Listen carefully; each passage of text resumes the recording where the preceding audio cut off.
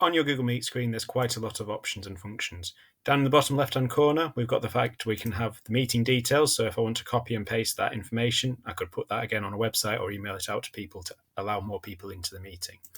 Another option I have for doing so is in the top right-hand corner, where I've got the show everybody. From this, I can see all the people who are currently in the meeting, and I can also use this option to add people. Again, by clicking on that, it brings up this little menu where I can type in people's email address and send out invitations to them. I also have a chat icon. I can get to it either there from meeting details, or I can get to it from the little chat icon that is there. By doing that, I can ask questions down the side. So if I put hello, I've got already up there, how are you? And this is quite useful because it says who has said it. Obviously, because I'm me, it comes up as you. But if someone else was talking, it would bring up their name there, so I could see who's chatting, a bit like an instant messaging function. This works well in large meetings. If you've got everyone on mute and someone's talking, you want to ask questions and raise them down there. So rather than having everyone talk at once and it becoming chaos. Again, if I want to get rid of that at any point, I can just click on there to get rid of it and go back to full screen. Another option when I come down towards the bottom is that I have the captions option. Now, to do this, I'm going to need to unmute myself. And captions gives you the ability to have subtitles for when you talk.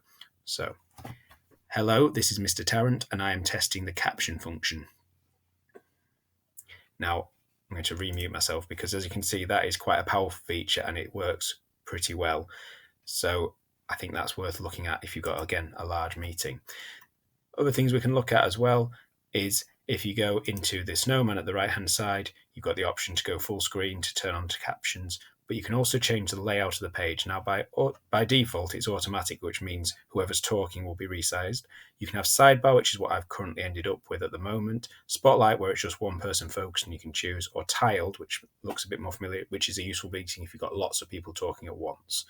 Again, generally the auto works pretty well as it gives predominance to the person who is leading the conversation, which combined with muting other people and having chat can work quite well. So that is the way around the Google Meet page. The final option, of course, if you want to turn your camera off, you can replace by your avatar or whatever your account has. And then if you're finished, you can just leave call by hanging up. Now, that meeting still exists, so if I want to go back to it, I can rejoin it. So if I just bob out for a few minutes, I can always come back to my meeting if it's still going on, as long as not everyone has left the room. If everyone has left, it's gone. So that is Google Meet. Have fun with it.